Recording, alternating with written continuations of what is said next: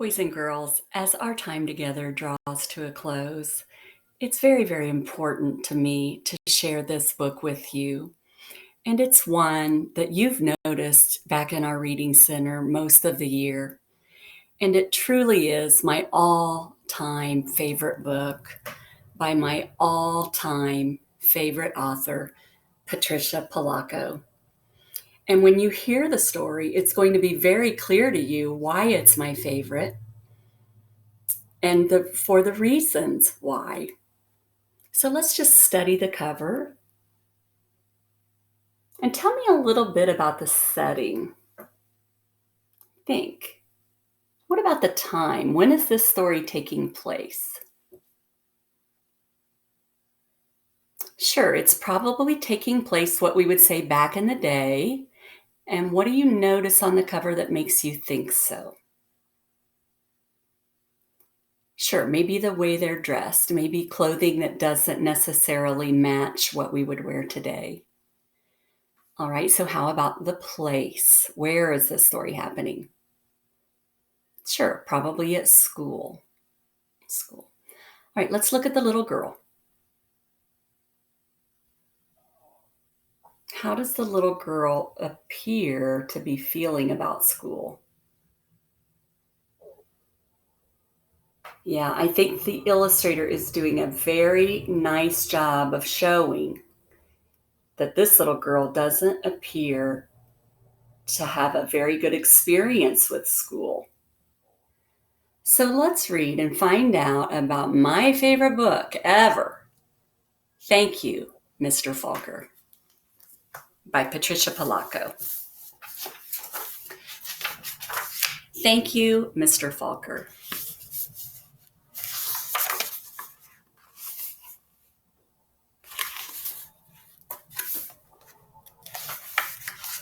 This is dedicated to George Falker, the real Mr. Falker.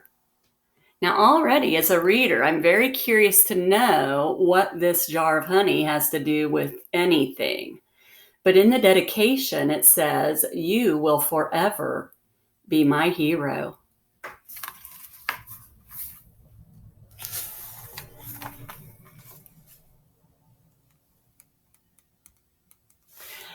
The grandpa held the jar of honey so that all the family could see, then dipped a ladle into it and drizzled honey on the cover of a small book. The little girl had just turned 5. "Stand up, little one," he cooed. "I did this for your mother, your uncles, your older brother, and now you." Then he handed the book to her. "Taste." She dipped her finger into the honey and put it into her mouth. "What is that taste?" the grandma asked. The little girl answered, "Sweet." Then all of the family said in a single voice, "Yes, and so is knowledge. But knowledge is like the bee that made that sweet honey. You have to chase it through the pages of a book." The little girl knew that the promise to read was at last hers. She was going to learn to read. Trisha, the littlest girl in the family, grew up loving books. Her school teacher mother read to her every night. Her redheaded brother brought his books home from school and shared them. And whenever she visited the family farm, her grandfather or grandmother read to her by the stone fireplace. When she turned 5 and went to kindergarten, most of all she hoped to read. Every day she saw the kids in the first grade across the hall reading, and before the year was over, some of the kids in her own class began to read. Not Trisha. Still, she loved being at school because she could draw. The other kids would crowd around her and watch her do her magic with her crayons. "In first grade, you'll learn to read," her brother said.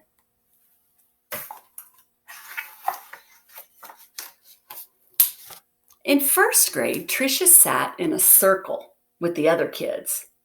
They were all holding Our Neighborhood, their first reader, sounding out letters and words.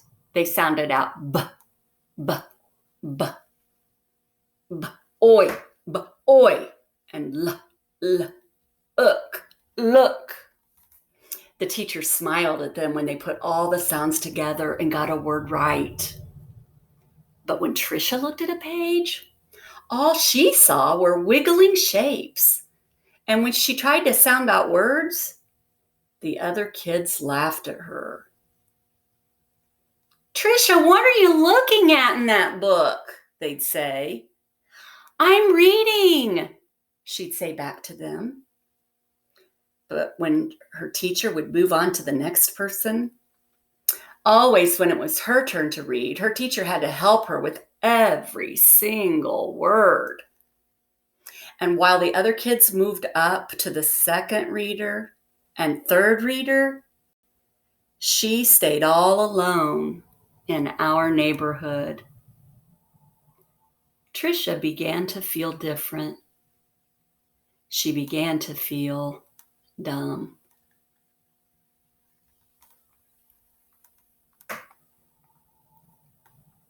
What do you notice about Tricia?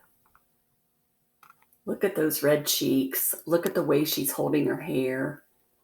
She certainly looks frustrated at reading, doesn't she?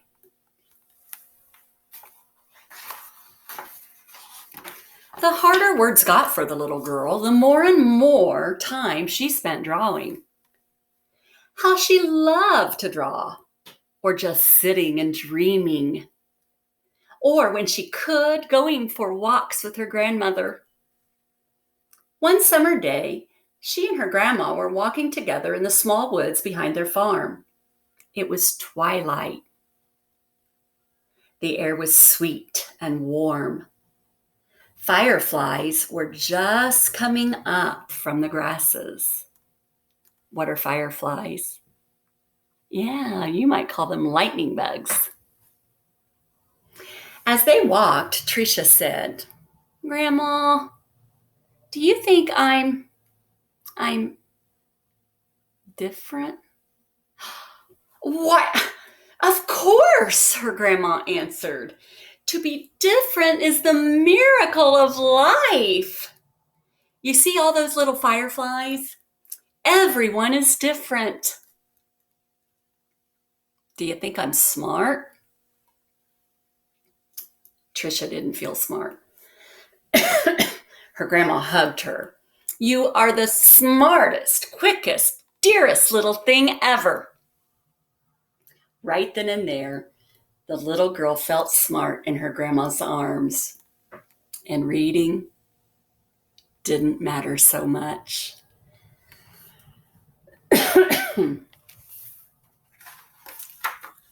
Tricia's grandma used to say that the stars were holes in the sky. They were the light of heaven coming from the other side.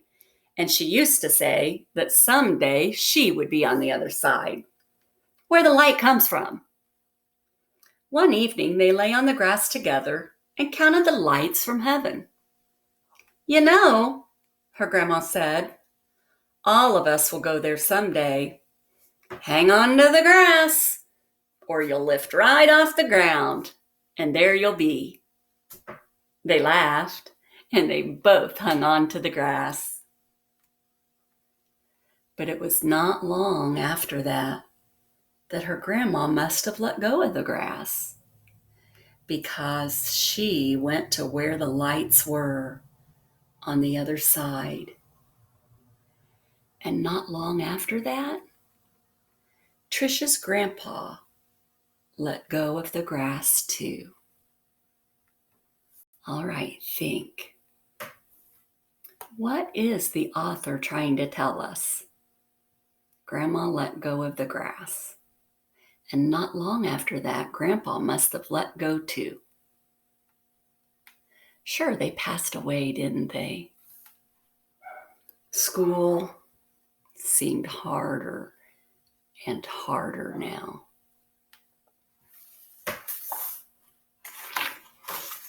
And reading, it was just plain torture.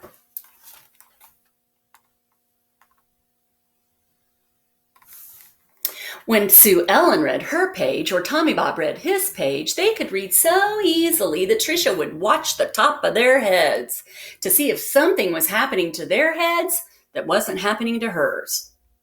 And numbers, they were the hardest thing of all to read.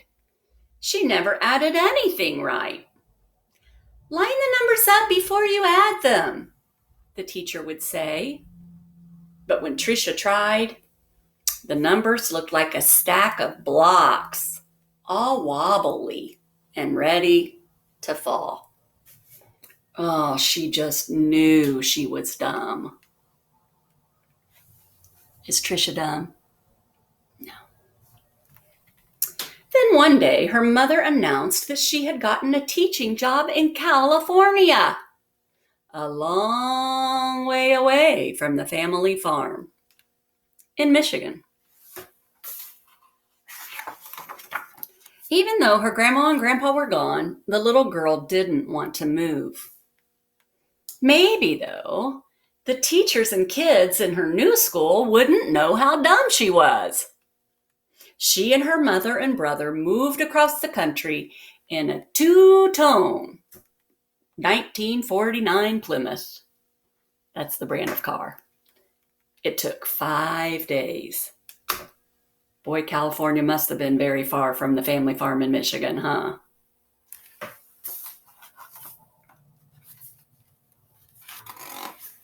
But at the new school, it was the same. When she tried to read, she stumbled over words. The cat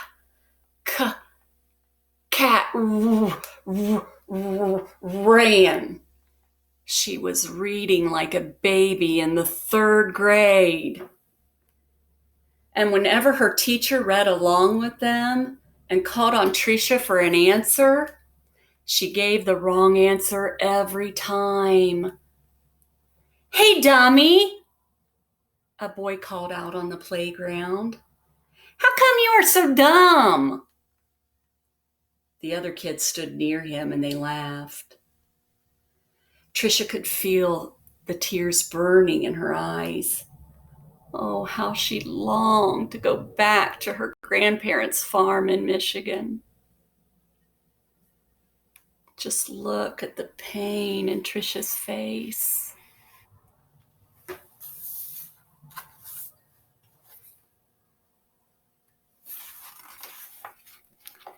Now Tricia wanted to go to school less and less.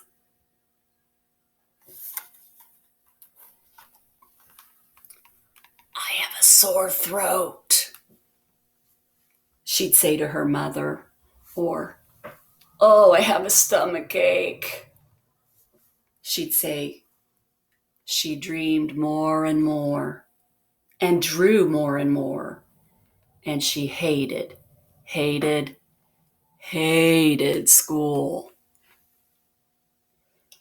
Then, when Tricia started 5th grade, the school was all abuzz. Now, we've talked about that. What is happening when something is all abuzz? Sure, everyone's talking about it, right? The school is all abuzz. There was a new teacher. He was tall and elegant. That means he's fancy, isn't he? Everybody loved his striped coat and his slick gray pants. He wore the neatest clothes. All the usual teacher's pets gathered around him. Stevie Joe and Alice Marie, Davy and Michael Lee. But right from the start, it didn't seem to matter to Mr. Falker which kids were the cutest or the smartest or the best at anything.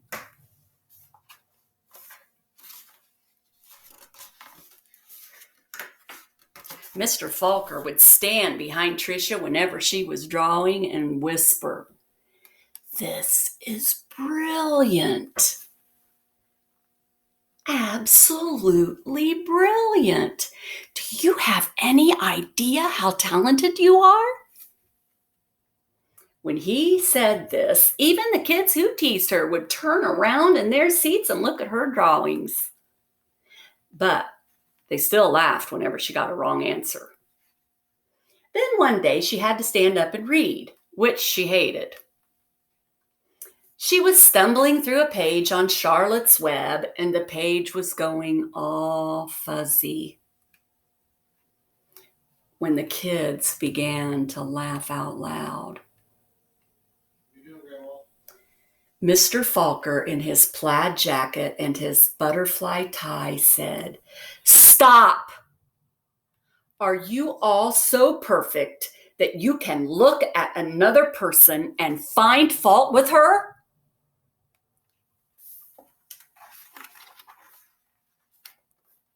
And that was the last day anybody laughed out loud or made fun of her. All except Eric. Now, let's make a prediction. Who's Eric, and what kind of character is he going to be in this story going forward? Think. All except Eric. Let's find out. He had sat behind Tricia for 2 whole years, but he seemed to almost hate her. Tricia didn't know why. He waited by the door of the classroom for her and pulled her hair. He waited for her on the playground, leaned into her face and called her Toad. Tricia was afraid to turn any corner for fear Eric would be there. She felt completely alone. The only time she was really happy was when Mr. Falker let her erase the blackboards. Only the best students got to do that. He patted her on the back whenever she got something right, and he looked hard and mean at any kid who teased her. But, the nicer Mr. Falker was to Tricia, the worse Eric treated her. He got all the other kids to wait for her on the playground, or in the cafeteria, or even in the bathroom, and to jump out and call her stupid or ugly. Boy, there's sure a word for that, isn't there? Yeah, Eric's a bully. And Tricia is do you remember? She's the target. And Tricia began to believe them. She discovered that if she asked to go to the bathroom just before recess, she could hide inside the stairwell during the free time and not have to go outside at all. In that dark place, she felt completely safe. Now, boys and girls, how would that be if every single recess at school you had to spend it hiding? You never ever got to play. Terrible. Just terrible. But one day at recess, Eric followed her to that secret hiding place. "Have you become a mole?" he laughed, and he pulled her out into the hall, and he danced around her. "Dumbbell, dumbbell, maggoty old dumbbell." Tricia buried her head in her arms, and she curled up in a ball. Suddenly, she heard footsteps. It was Mr. Falker. He marched Eric down to the office. When he came back, he found Tricia. I don't think you'll have to worry about that boy again, he said softly. What was he teasing you about, little one? I don't know, Tricia shrugged.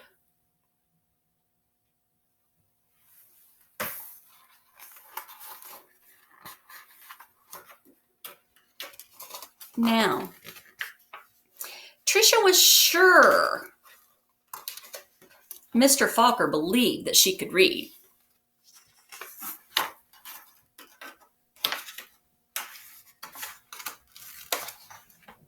She had learned to memorize what the kid next to her was reading. Or she would wait for Mr. Falker to help her with a sentence. Then she'd say something that he did. Good, he would say. Then one day, Mr. Falker asked her to stay after school with him. He put on music and brought out little sandwiches as they worked and talked. All at once, he said, "Let's play a game. I'll shout out letters and you write them on the board with a wet sponge as quickly as you can." "A," he shouted. She wiped a watery A. "8," he shouted.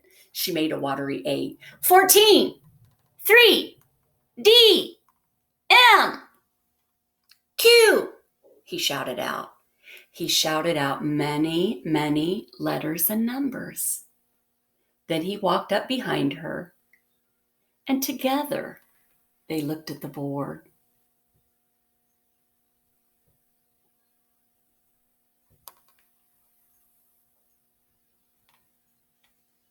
It was a watery mess.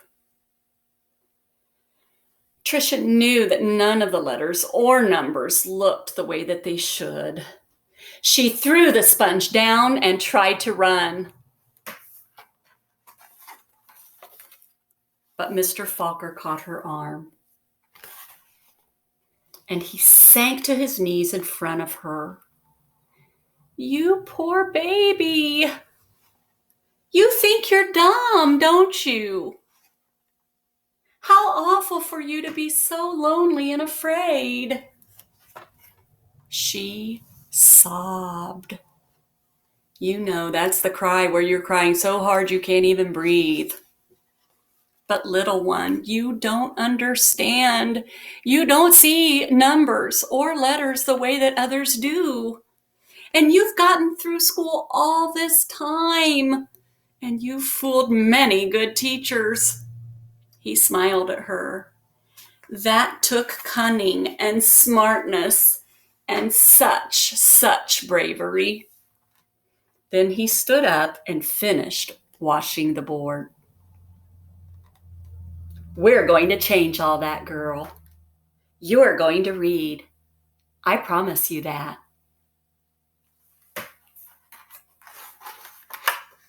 Now, almost every day after school, she met with Mr. Falker and Miss Plessy, a reading teacher.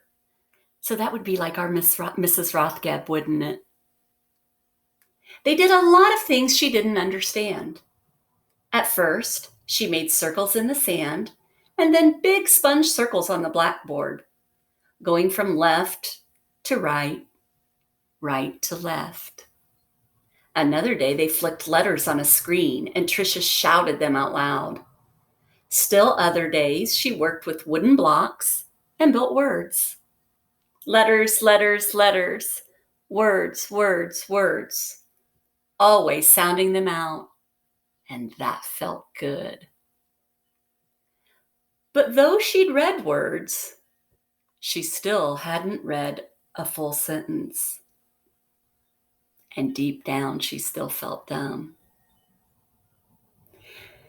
And then one spring day, had it been 3 months or 4, Mr. Falker put a book in front of her.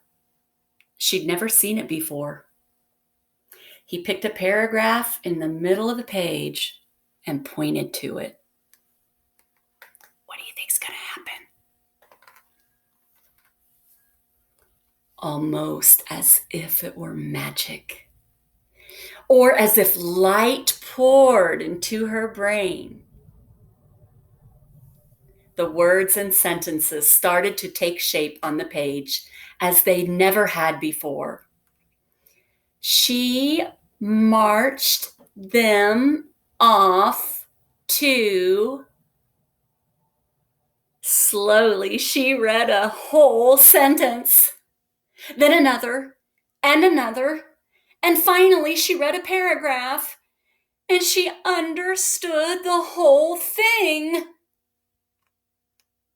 She didn't notice that Mr. Falker and Miss Plessy had tears in their eyes.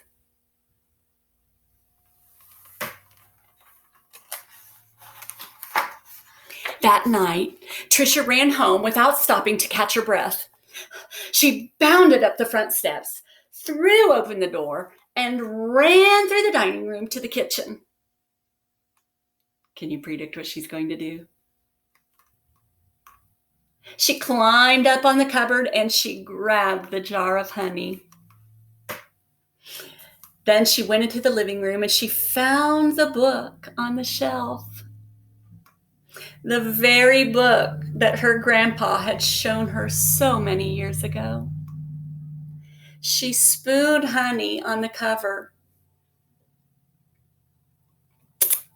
and she tasted the sweetness and said to herself, "The honey is sweet, and so is knowledge." But knowledge is like the bee who made the honey. It has to be chased through the pages of a book. Then she held the book, honey and all, close to her chest. She could feel tears roll down her cheeks, but they weren't tears of sadness. She was happy, so very happy.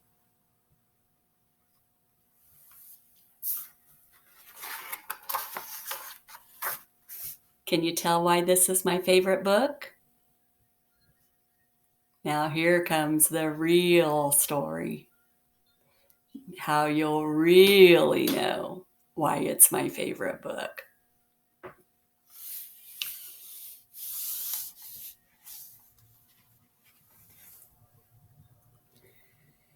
The rest of the year became an odyssey of discovery and adventure for the little girl.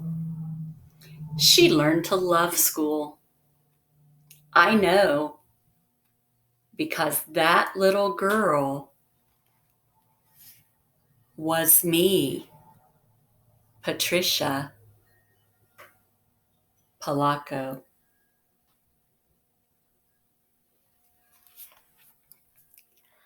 I saw Mr. Falker again some 30 years later at a wedding.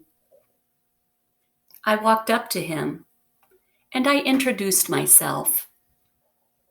At first, he had difficulty placing me. Then I told him who I was and how he had changed my life so many years ago. He hugged me and he asked me what I did for a living.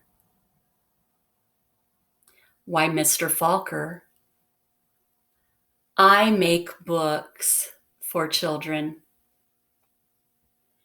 Thank you, Mr. Falker.